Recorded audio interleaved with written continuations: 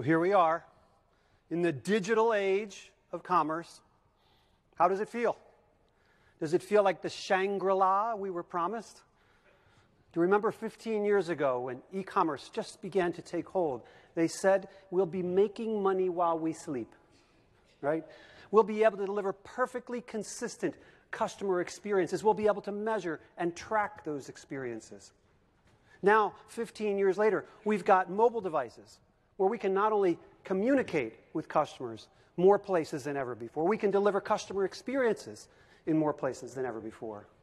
And just ahead, now with streaming video, the television and the smartphone are merging together where we can deliver customer experiences through many, many different methods. It must all be perfect, right? Our jobs are so easy now. Well, if that's the case, why is it then, if we've got more data than ever before, more ways to communicate than ever before, more ways to deliver customer experiences than ever before, why is it then that customer loyalty in almost any industry or category that you look at is actually lower than ever before? What's up with that? Well, don't worry, though. Every year there's some new vendor or technology or tool that's going to solve it for us, right? Remember, it used to be data-driven customer experience management. That was going to be the solution. And then all of a sudden, the next thing you know, the data is overwhelming. It's going to be big data analytics or some other tool that's a constantly moving target. We can't ever seem to get our hands on it. Well, I have some good news for you for a change. The real key to lasting customer loyalty and inspiring customer experiences is not a moving target. It's something that's hardwired into all of us, and it hasn't changed for thousands of years. And in fact, digital technology has only made it more powerful. And by the end of our talk this morning, you'll better understand that if we align and support the way we are wired by evolution, we can deliver inspiring experiences and have consistent growth and have lasting loyalty. We'll just have to align ourselves with it. So what is this magic? What is this insight? What is this perspective that is going to change the way we approach? Well, it turns out that social psychologists conducting research in over 40 countries have, in just the last few years, uncovered a universal process that all humans use to perceive, interact, and form relationships with one another. And it turns out this is not well known outside academia, and they've been able to show that it actually drives over 80% of human behavior. Whether we are interacting with one another in a business context, or even thousands of years ago, when primitive humans would come upon another person, it turns out there were two kinds of decisions they need to make very quickly and very accurately with very little information. First, we need to determine what are the intentions of that other person towards me, using all of our senses, relying on their facial expressions, their tone of voice, their body language, their appearance. What are their intentions towards me? Are they a friend or a foe? Going to help me or hurt me? Give something to me or take something from me? Or said another way, what degree of warmth can I pick up about their intentions towards me? And then, given what I think their intentions may be, what ability do I have to carry out those intentions? Are they smart or foolish, fast or slow, strong or weak, or what degree of competence do they have?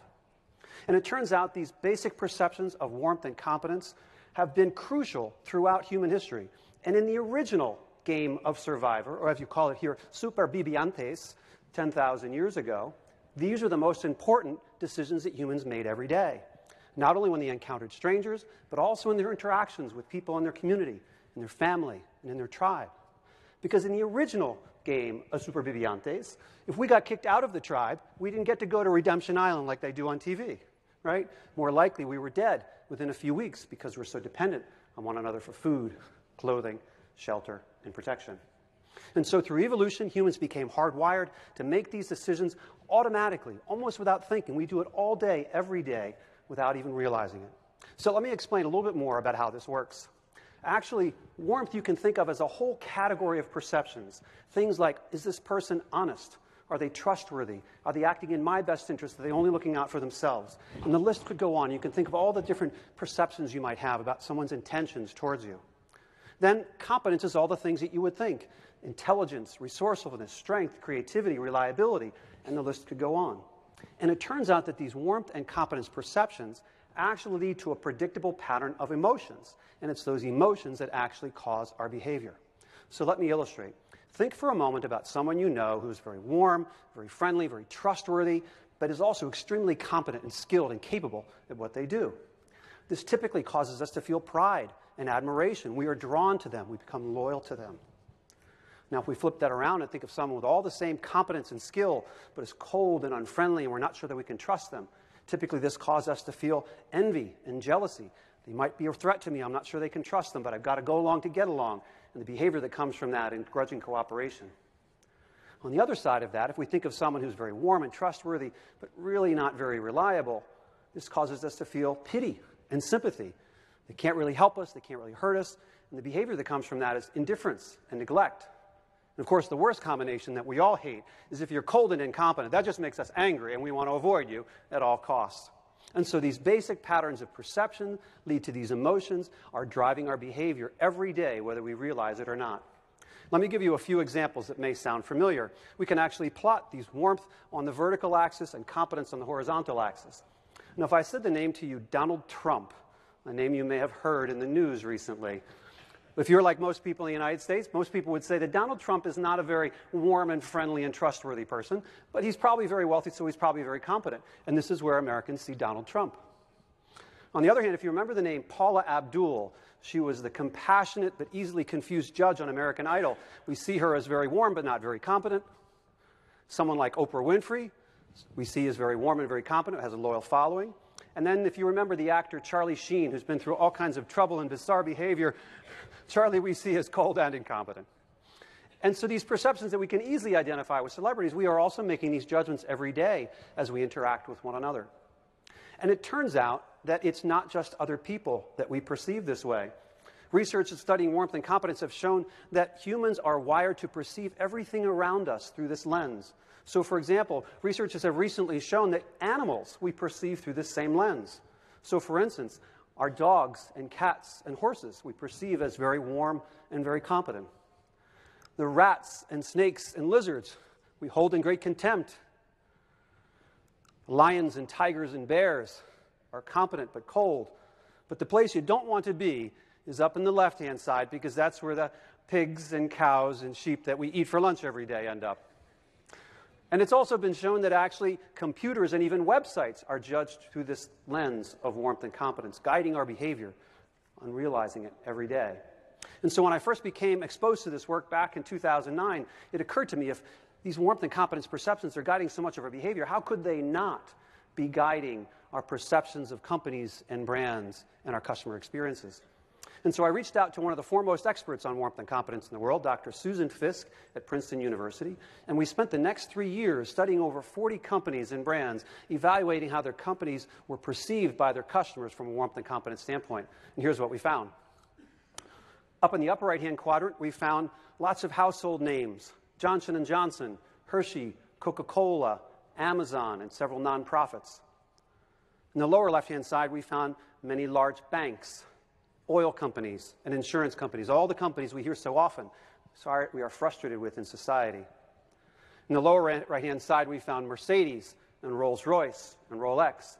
And it's important to point out at this point that these are the perceptions of the total adult population. If you are an owner of a Mercedes or a Rolex, you may not see them this way, but for most people, that is very affluent and out of reach and less approachable.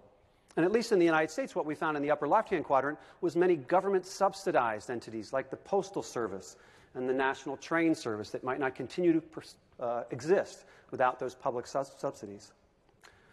This past summer, we also conducted research on 16 more companies here in Europe, in Germany, France, the UK, and the Netherlands. And here's what we found. Again, in the upper right-hand quadrant, we found many nonprofit organizations, McDonald's, Ford, Renault. You see in the left-hand side all of the banks.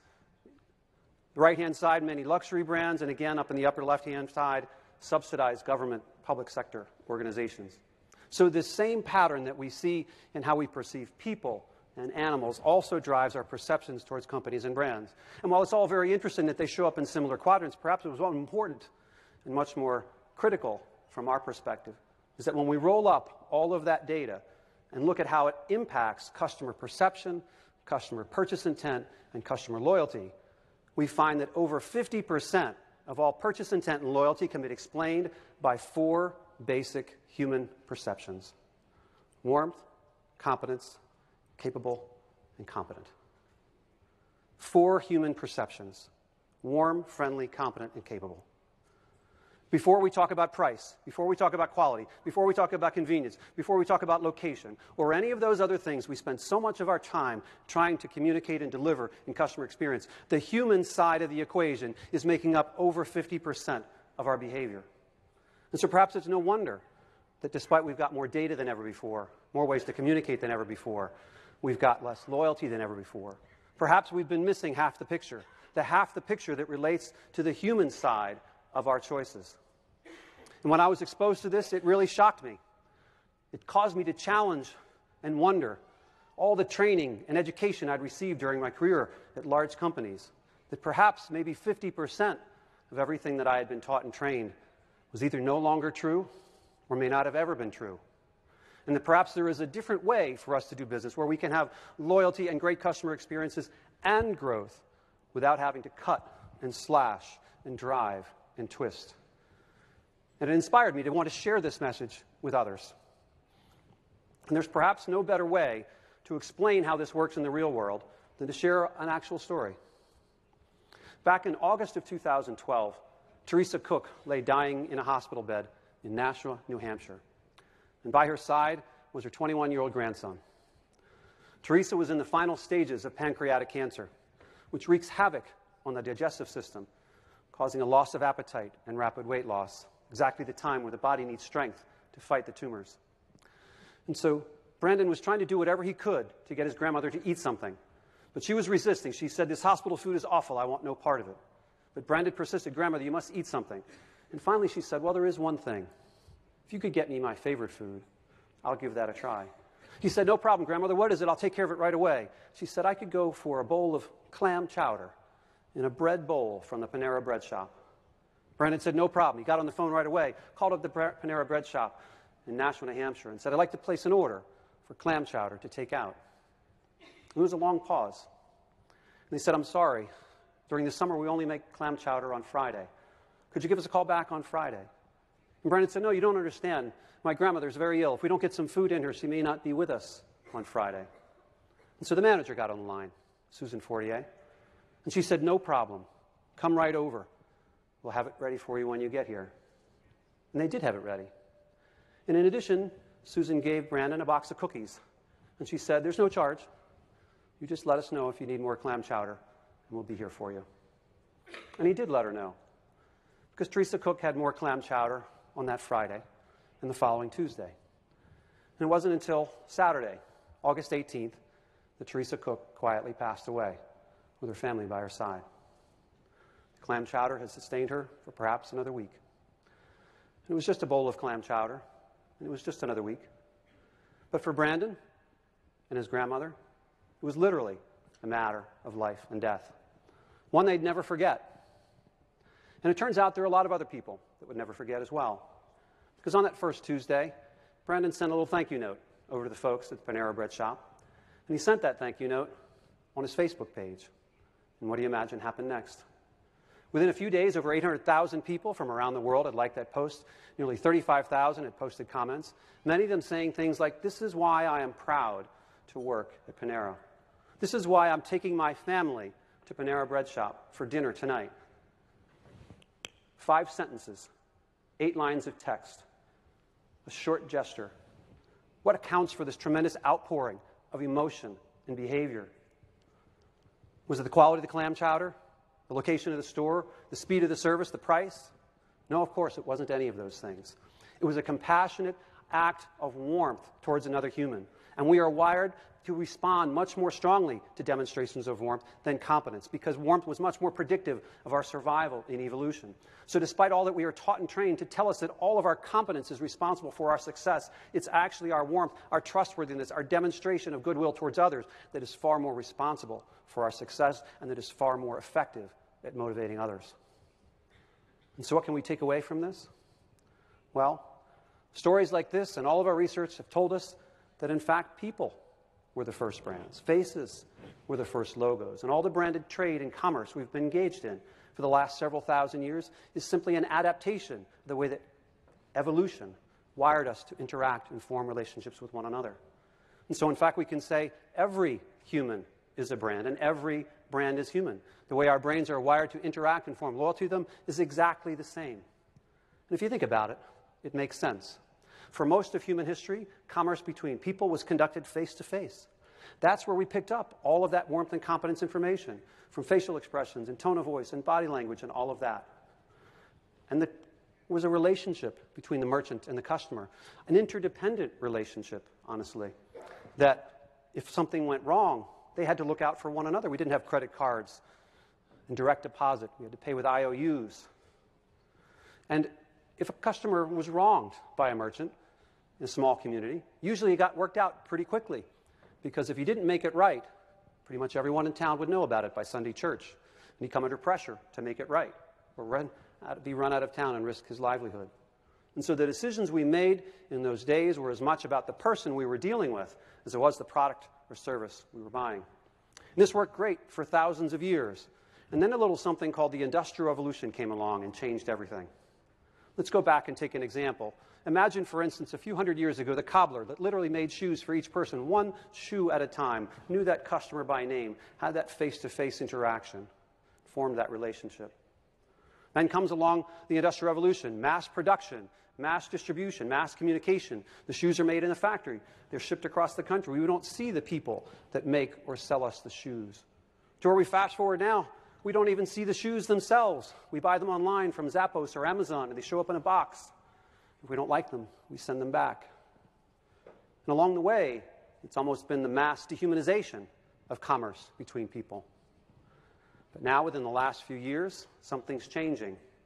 With the emergence of e-commerce, mobile devices, and social networks, again, we now have information about the people we are buying companies and brands that we're doing business with. And for the first time in 150 years, the world is becoming wired through the internet, the way that evolution wired us to interact with one another. It's a relationship renaissance where, again, we're making more of our decisions based on what we know and hear from others.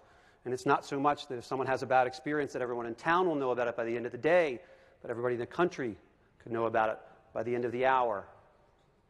It's warmth and competence on steroids, turbocharged by digital technology. And it requires us to do things differently, and it's taking us back to the future, to a time where our commerce and our interactions with customers are looking more like they did before the Industrial Revolution than they have for the past 100 years. Here's another story from my own experience that illustrates how this works from a customer experience standpoint. It was the summer of 2006 that I first learned the tremendous success that Starbucks has had around the world. Is probably not due to the quality of its coffee, the location of its stores, or its price. At the time, I was Senior Vice President of Marketing for Aramark Corporation, a large food service company that provides food service in stadiums and hospitals and schools and universities. And at the time, Aramark was a licensee of Starbucks, operating 75 locations on college campuses. And the problem was that Aramark was about to lose their license because we were not delivering the kind of customer experience that Starbucks demanded and that they were able to deliver in their own stores. And so, in a last-ditch effort to preserve the relationship, Starbucks invited a handful of senior executives from Aramark to go and visit their headquarters in Seattle and to spend a few days learning about their process and their approach. And we expected to hear all about how they chose their coffee beans and designed their stores and produced their coffee. And we certainly did hear a lot of that. But the thing that stuck with us most, the thing that was missing, the missing ingredient, was how they delivered the customer experience that they did. They told us about something called a Little Green Apron book, which, as the name suggests, was a little green book that fit in the pocket of their apron for each employee. And in that book, they talked about 5 ways of being, 5 things that each employee was expected to demonstrate not only to customers, but also to each other in their environment. Things like being welcoming and genuine and considerate and knowledgeable. And in that book, there were 5 little cards, business-size cards. And on the front was a description of each way of being, and on the back were some blank lines. And they were expected to catch each other doing something right every day, whether it's remembering the name of a customer, offering to pick up a shift for a colleague, or just offering a kind word to someone who's having a difficult day. And what surprised us is this was not just a good idea that sat on a shelf or in a drawer, but literally they had an apron in the back room, and they would present 5 or 6 of these cards to each other every day, encouraging and recognizing them for their actions. At the end of the month, they would be gathered up and sent to the district office. And at the district office, they would be written up into stories that we shared throughout the organization, encouraging, recognizing, and inspiring others how to do this in their stores. And there's one store and one story in particular that stuck with us. It was about a store on the West Coast. This store had a regular customer named Pete. Pete would come in a few times a week. He would drink his coffee in the corner, read the newspaper, and after an hour or so, he would go home. This went on for several years, and everyone knew Pete, welcomed him by name. And then a few weeks went by, and Pete didn't come in. And they started to ask themselves, has anyone seen Pete? He said, I think he has a daughter in L.A. Maybe he's visiting his daughter on vacation. A few more weeks went by, still no Pete. And then one afternoon, a young woman came in. And she said, does anyone here know a customer named Pete? They said, sure, we know Pete. Where's he been? Has he been on vacation? She said, no, I'm sorry, I'm Pete's daughter. And I'm sorry to say that he had a heart attack a few weeks ago and passed away. And I'm here to go through his affairs and put his apartment in order. And while I was doing that, I came across something that really confused me. In his apartment, I found 2 big bags. And in those bags were Starbucks cups that said things like, welcome back, Pete. Come back soon. Have a nice day. And apparently these cups meant so much to my father, he couldn't bear to throw them away. And I just wanted to come and thank you for the obvious difference, an important difference you were making in his life. And so it begs the question, of course, what caused Pete to save the cups?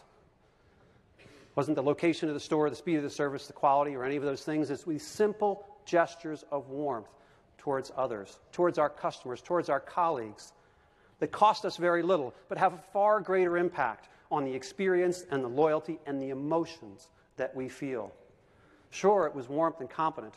Sure, it was a great customer experience, but we should be aiming higher. What the top of the mountain, the thing, the pinnacle we should be aiming for is not just satisfaction, not just loyalty, but making a lasting difference in the lives of our customers and our colleagues. You get all the other business results and loyalty right along that if we make a lasting difference in the lives of our customers. And so, whether we realize it or not, whether we like it or not, every day we are all being judged on the basis of our warmth and competence. And despite the remarkable gift we've all been given to accurately perceive the intentions and abilities of others, we are equally cursed with blinders and an inability to accurately understand how we are coming across to others. And so in business every day, we are inadvertently doing things that are driving our customers away, whether it's the reduction of our service levels, the changing of our prices, our hours of operation, all of our policies, practices, and processes that for many years were perfectly standard in business are no longer acceptable. They send the message that we are a big, faceless monolith without any human compassion or goodwill, that all we care about is the bottom line and shareholder value. And so, if we're serious about delivering customer experiences that inspire and delivering lasting loyalty, I can boil it down to 3 imperatives for you. First, we're going to have to become much more aware of how our policies, practices, and processes come across from a warmth and competence standpoint. Many of the things that we do every day are creating a very transactional environment where our customers do not trust us and do not feel attached to us and are not loyal to us. Once we have that insight, we're going to have to be willing to make significant changes in the business processes and practices that we have taken for granted for many years. It's a different world. It's a world where, again, news travels further and faster about who we are and what we care about and how we treat people than ever before. And at the heart of it, frankly, we're going to have to look at our priorities. Because at the end of the day, it turns out that maximizing profit and shareholder value is not an aspiration that customers find very inspiring or very attractive from a loyalty standpoint. And I'm not suggesting that shareholders don't deserve a fair return and that companies should not make a profit, quite the reverse. But we cannot do so at the expense of our customers and employees. We must keep those priorities in balance with one another if we're going to be successful and sustain that over time. And so hopefully the moral of these stories is clear.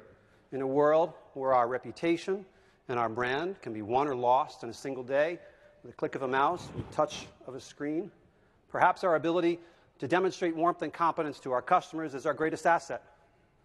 And it makes sense in any human endeavor, personal, professional, or commercial. We have always depended on the loyalty and cooperation of others for our success. And again, this does not require us to recklessly disregard our own best interests, but rather keeping them in balance with those of our customers and our employees is simply enlightened self-interest, that by putting them first, we will gain more in the end. And so I challenge you, don't allow your organization